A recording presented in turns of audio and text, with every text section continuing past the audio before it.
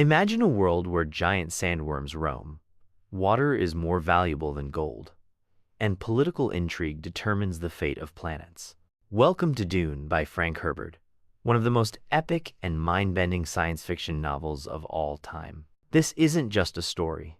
It's a masterclass in power, survival, and the dangers of human ambition. Whether you're here because you love sci-fi, you've seen the movie, or you just want to tackle this complex masterpiece, buckle up. We're diving deep into deserts, politics, and prophecy.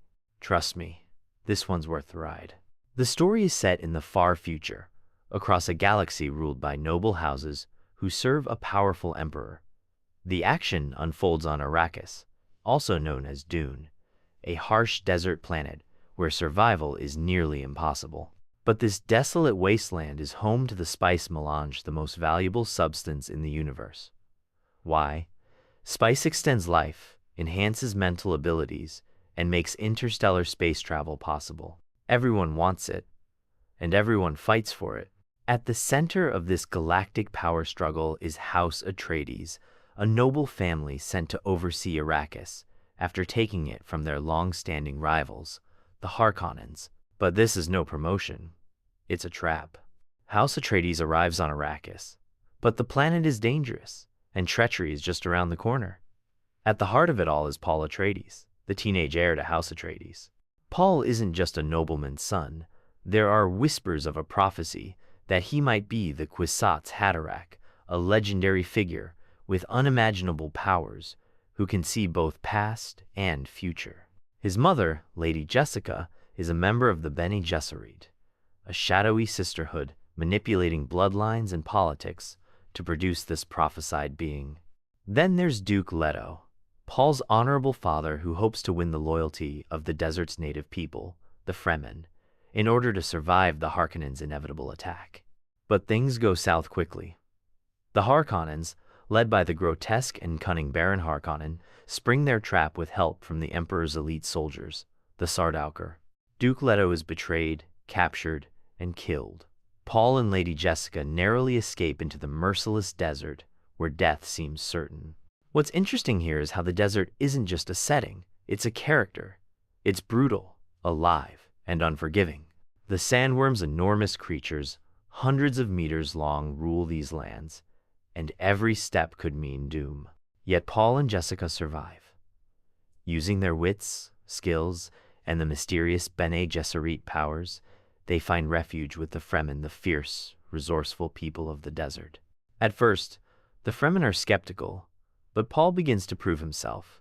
He fights, adapts, and even rides the monstrous sandworms, an act that makes him legendary. Over time, Paul starts to accept the mantle of leadership, becoming a symbol of hope and prophecy for the Fremen. They name him Muad'Dib, and he grows into a powerful figure, building an army capable of challenging the Harkonnens and the Emperor himself. But Paul's transformation comes with a price. He begins to experience visions of the futures filled with violence, chaos, and war, spreading across the galaxy in his name. He's haunted by the idea that his rise to power could lead to massive destruction. Despite his fears, Paul steps fully into his role as the Fremen leader. In an epic showdown, he leads his forces to retake Arrakis, defeat the Harkonnens, and force the Emperor to kneel. In a bold move, Paul claims not only Arrakis but also the throne, becoming the most powerful person in the universe. The story ends on a chilling note. Paul has won, but his victory comes with the realization that he has unleashed forces he may not be able to control. So, what makes Dune such a timeless masterpiece? First, it's not just a story about intergalactic battles or sci-fi gadgets. It's a meditation on power, survival, and human nature. One of the central themes is how power, whether political, religious, or environmental, can corrupt and destroy. Everyone in Dune is after the spice, because it represents ultimate power. The Emperor, the Harkonnens, the Bene Gesserit, they're all manipulating events to serve their own ends. Even Paul, despite his best intentions, becomes a symbol of this power struggle, and his journey is a stark reminder of how ambition can spiral out of control. Another powerful theme is ecology and survival. Arrakis isn't just a desert planet, it's a reflection of how humans interact with their environment. The Fremen have adapted to life in the desert, creating ingenious systems to conserve water and thrive in the harshest conditions. Through their story, Frank Herbert explores the delicate balance between humanity and nature, a message that feels even more relevant today. The book also delves deep into prophecy and free will. Paul's journey raises an unsettling question. Are we in control of our destiny, or are we trapped by the weight of expectations and fate?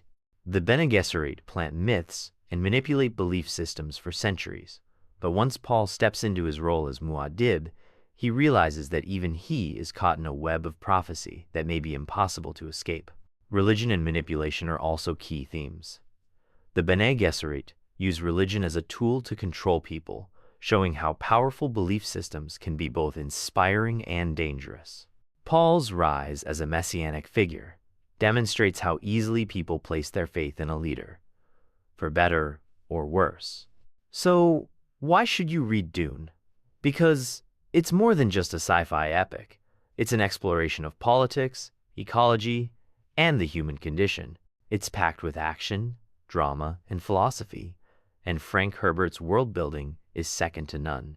From the majestic sandworms to the intricacies of the Bene Gesserit sisterhood, Dune creates a universe that feels alive, immersive, and unforgettable.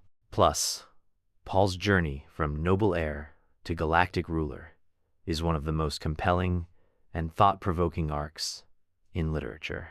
And here's the thing, Dune isn't just a standalone story. It's the beginning of an entire saga. If you love this book, there's an entire universe waiting for you. But even if you stop at this first installment, it's a journey you won't forget. The rise of Paul Atreides, the unforgiving desert of Arrakis, and the relentless pull of power make Dune a story for the ages. If you enjoyed this breakdown and want to dive deeper into other epic books, don't forget to hit that like button, subscribe to the channel, and let me know your thoughts on Dune in the comments. Have you read it? Do you think Paul is a hero, a villain, or something in between? Thanks for watching, and remember, he who controls the spice controls the universe.